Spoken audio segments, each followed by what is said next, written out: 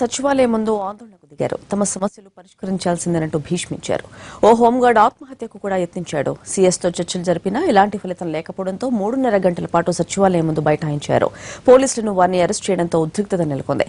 నిషేధాజ్ఞలు ఉల్లంఘించిన హోంగార్డులపై 5 స్టేషన్లలో 10 కేసులు నమోదయ్యాయి.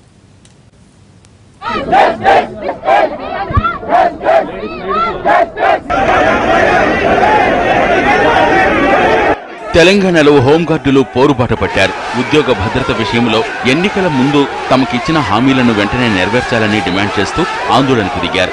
ముందుగా ఇందిరా పార్కు దగ్గర ఆందోళన చేసిన హోంగార్డులు ఆ తర్వాత సచివాలయం ముందు ధర్నాకు దిగారు.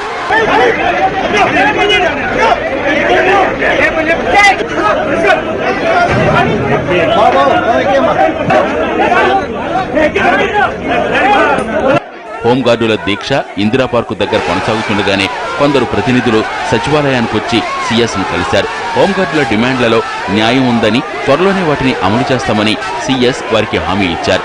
అయితే హోంగార్డు ప్రతినిధులు ఆ విషయాన్ని హోంగార్డులకు సరిగా తెలపకపోవడంతో హోంగార్డులు వందల సంఖ్యలో సచివాలయం ముట్టడించారు. సెక్రటేరియట్ ముందు కూర్చుని ధర్నాకు దిగారు. సీఎం గాని సీఎస్ గాని వచ్చి తమకు హామీ ఇస్తేనే దీక్ష విరమిస్తామన్నారు.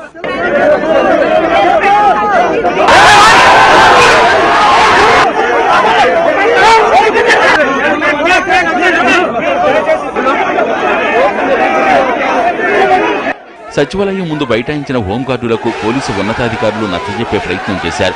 సీఎస్తో జరిపిన చర్చల వివరాలను, వాటిని త్వరలోనే అమలయ్యేలా చూస్తామన్న విషయాన్ని మరోసారి చెప్పారు. ప్రభుత్వం నుంచి స్పందన వచ్చినంత వరకు మేము ఇక్కడ నుంచి కదిలేదు లేదు. డ్యూటీలో కూడా మేము గైరాజరైనాము. ఇట్లే యథావిధిగా ఇంకా 2-3 రోజులైనా కూడా ఇలాగే ఉంటాము. గవర్నమెంట్ నుంచి ఏదో ఒకటి తీర్పు వచ్చినంత వరకు మేము ఇట్లే ఉంటాము. మాకు సీఎం తెలంగాణ వచ్చినాక సీఎం మినీ పోలీస్ తీసేసి వేరే మినీ పోలీస్ అని హామీ ఇచ్చారు. ఇప్పటి వరకు కూడా లేదు. దాదాపు 3.5 గంటల పాటు హోంగార్డులు సచివాలయం ముందే బైఠాయించారు. పోలీసులు ఎంత నచ్చజెప్పినా హోంగార్డులు వినలేదు. 100% జెన్యున్ గా ఉంది.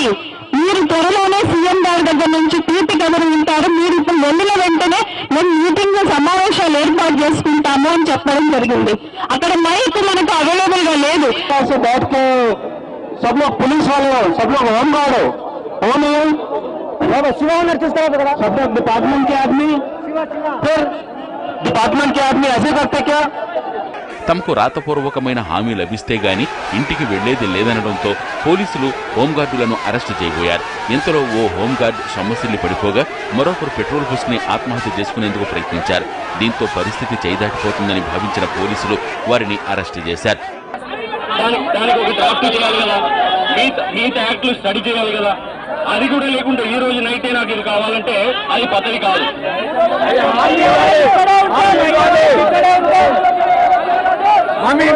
చీఫ్ సెక్రటరీ గారు అదే చెప్పడం జరిగింది. మరోవైపు ఆందోళన బాటపట్టిన హోంగార్డులపై కేసులు పెట్టినట్లు హోంగార్డ్స్ కమాండెంట్ తెలిపారు. సచివాలయం పరిసరాల్లో నిషేధాజ్ఞలు ఉన్నప్పటికీ హోంగార్డ్స్ ధర్నాలు చేసినందున మొత్తం 10 సెక్షన్ల కింద 5 పోలీస్ స్టేషన్లలో హోంగార్డులపై కేసులు నమోదు చేశారు.